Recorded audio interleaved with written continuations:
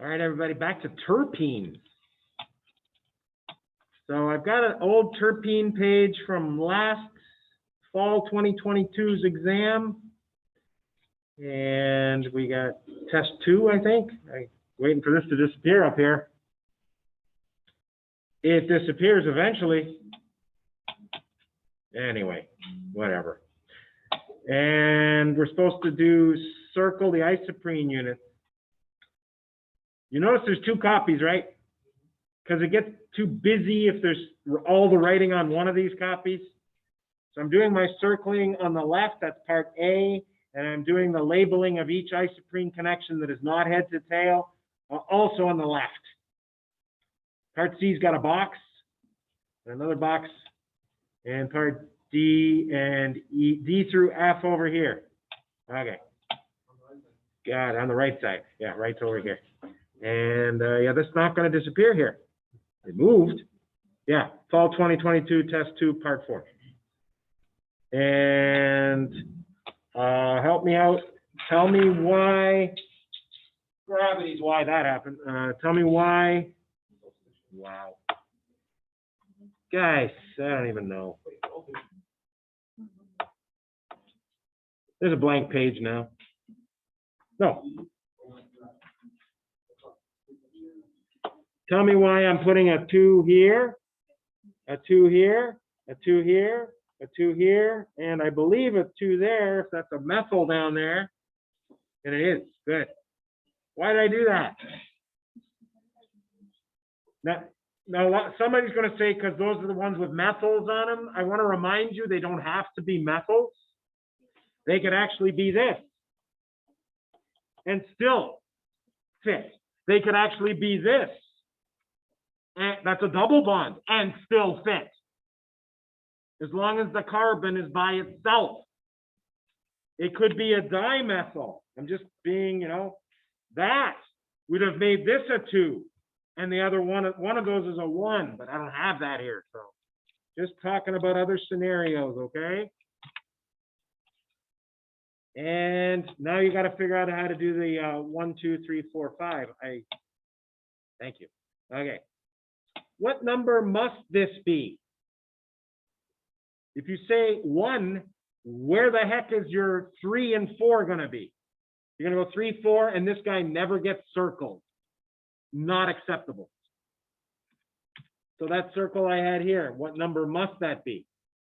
3. What do you do with the oxygens? Good answer. I didn't hear anything. You ignore them. Where does your 1 have to be? Right there. Circle it. Circle has to have 5 carbons in it. No exceptions. That's an isoprene unit. 5 carbons with 4 in a row and a branched carbon off of 2. I think this thing's going to finish itself now. Sometimes they're easy. Below that number 1, what are you going to put? Is this going to be another 1 here? Well, that would have to be a 2 then. That's not good. It's not. 4 is the good answer. Should do it in red, huh? It's okay. Hey, it fits. Maybe you don't want to venture into the rings just yet. Why don't you go down to the bottom? Because I see something that has to be a 1 right here. How come? If that's a 3, there's no carbon that can be called 4. You can't do that. It's got to be a 1. That's why I jumped down here. 1, 2, 3, 4. There's no right answer where to start, where to finish. That makes that a 3 and a 4. You don't have any choice there. It's almost a circle.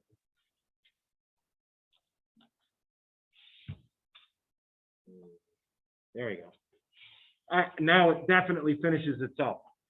Ignore the oxygen. We got to make this a 1, a 2, a 3, and a 4. And that finishes this off. I don't use black very much for this.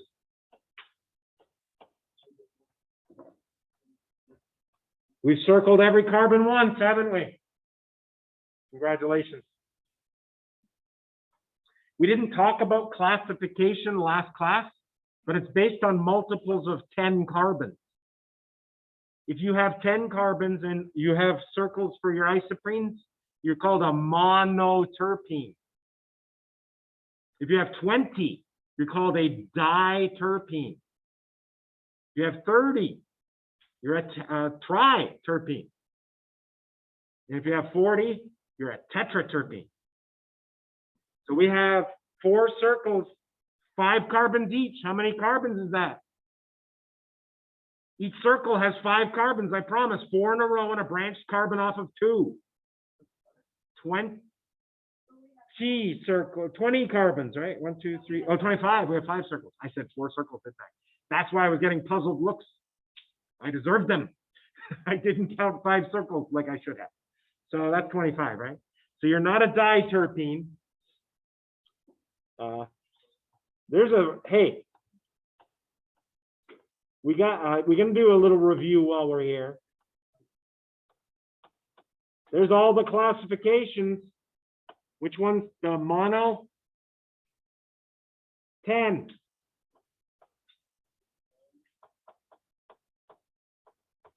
Which one was the diterpene? Well, better have twice as many carbons as the mono.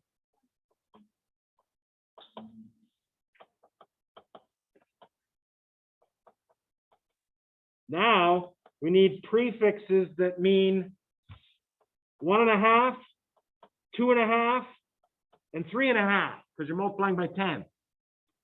The prefix in science for 1.5, and it's not just chemistry. Sesquiterpene. Next one is sesterpene. And sesquar.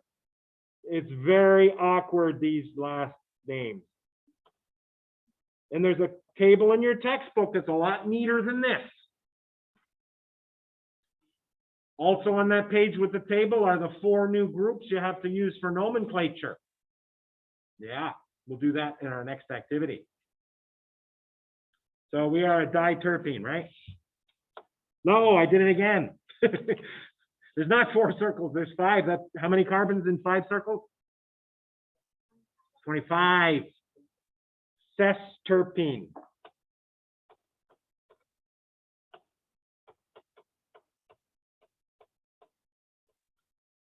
Okay. Do we have any connections that are not head to tail? Yes, we do. We have a 3 to 3. 3 bonded to 3 right down here. You can put it right on the bond. I don't mind. What do you call 4 when it's connected? Head or tail? Tail. So we have a tail to a tail right here. And I believe that's the only connection, 2 connections that are interesting.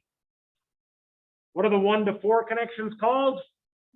Head to tail. I don't want to see them. If you put them there, you're not going to lose points. So if you want to write head to tail for all of them that are not labeled yet, go ahead. But I don't want to see them. They don't get points. Want to continue with our theme and do parts A and B and C for the other terpenes? Why not? Oh, I love this. That's where I'm starting.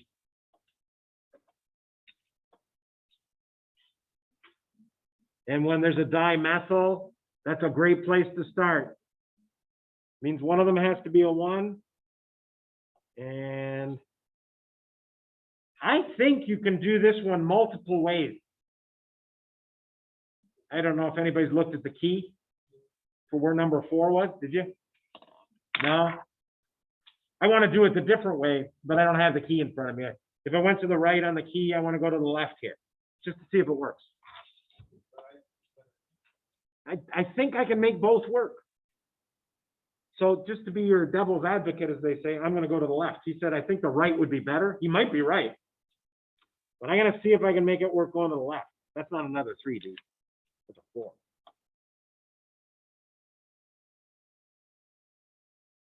All right. Now, what must this be? Don't say it's a 1, because that's not a 2. It's a 4.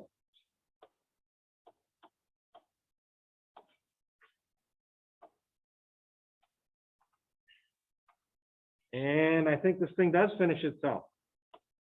Let's go with purple. And I don't think it matters which way you go for 4 here.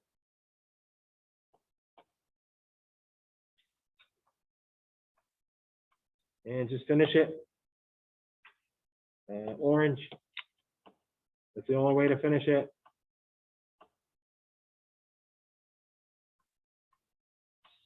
And we got some cool connections. We got a 3 to T twice. How about we do it this way? Put it in black. 3 to T is good for this bond right here. And this bond right here. Oops, went too far. You can barely rank out the gray, can't you? Baby blues. 3 to T there. 3 to T here. This one's an H to H down here. H, H. And I got a 2 to T right here. 2 to T.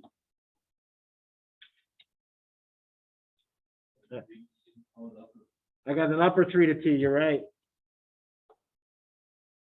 Right there. How's that? You like it?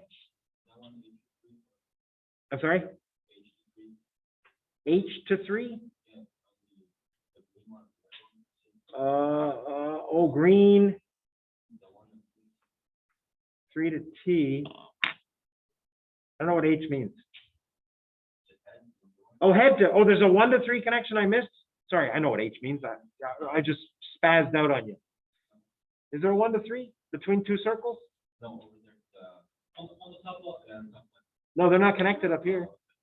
There's no bond between 1 and 3. So the connections for green are here to the red and also here to the red and here to the purple. Those are connections. And we got, hey, 20 carbons. You know how I know there's 20 carbons? 4 circles. And what's the name of that? Diterpene. And we had a question.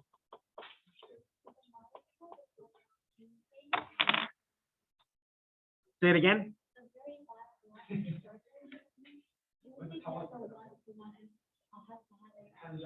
She wants to know if she should label a head-to-head interaction through an oxygen, and the answer is no. I'll put a happy face on her exam if she said that. 1-to-1 by way of oxygen, if she wrote that there. But really, there's no covalent bond between that and that, so I don't need to hear about it. Okay, good question. And I think we've done ABC. And now we're going to do stars.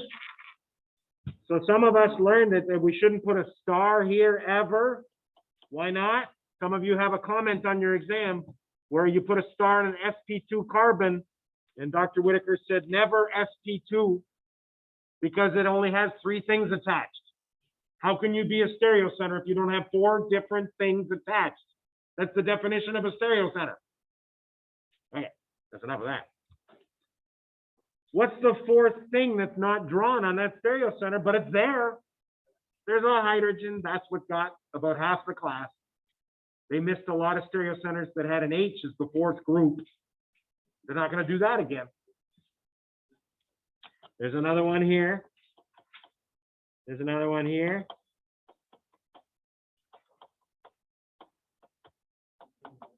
This thing's got a lot of stuff. It's got a dead spot.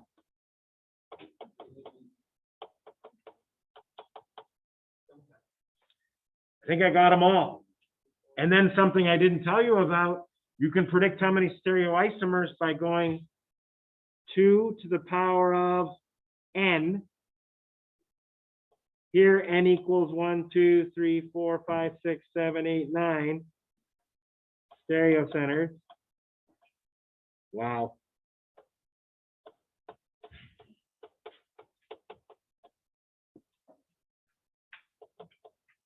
And do not freak out, because a lot of you are just going to say, I don't know how to do that.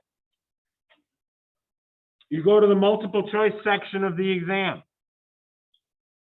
you find the answer to the how many stereoisomers question that's there.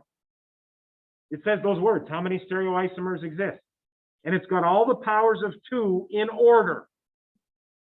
Yeah, it goes 1, 2, 4, 8, 16, 32, 64. You got to find the 9th answer and write it down. I'm not going to do it here. Okay? Does anybody have it handy? 512. I'm trusting you, dude. But that was the 9th answer. I think it's multiple choice number 3. It might be multiple choice number 4. Whichever one has the stereoisomers, count them. Down here, last.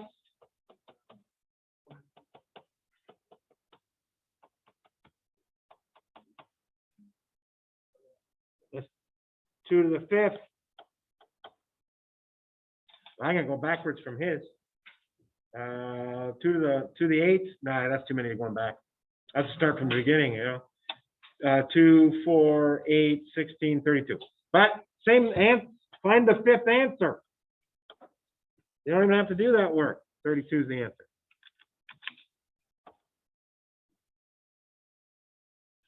And in nature, there usually is only one of those isomers that exist out of 32 possible. Nature assembles things using handed molecules that imparts handedness to each stereocenter. So there's usually only one isomer in nature. And we didn't do functional groups, is that right? Terpenes star. We determined how many possible stereoisomers. That was F. Functional groups. Not a ketone. Yeah. Bonus, if somebody, I'm going to give you a half-point bonus because we never covered this and you don't cover it until 242. They haven't even covered it until next week. They don't even know yet. But a cyclic ester is called a lactone. So that's just looking ahead. You don't have to learn that now. If it was acyclic, that means it's not in a ring. It's not a lactone. It's just an ester. And this is a ketone. Somebody said ketone. I think they were talking about that. And what kind of alcohol are both of these? They're the same. Well, careful.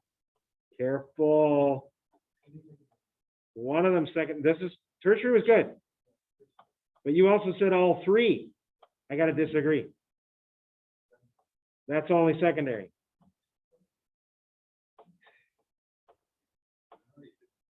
This is an ether. You want a bonus again? We love bonus, right? Do you see a carbon that is simultaneously an alcohol and an ether? This is Chem 242 up here and Chem 242 down here. Chem 242. Wow.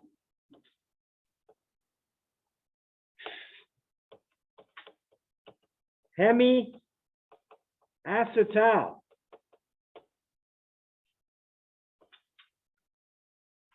Hemiacetal. Throw a half-point bonus at you there too.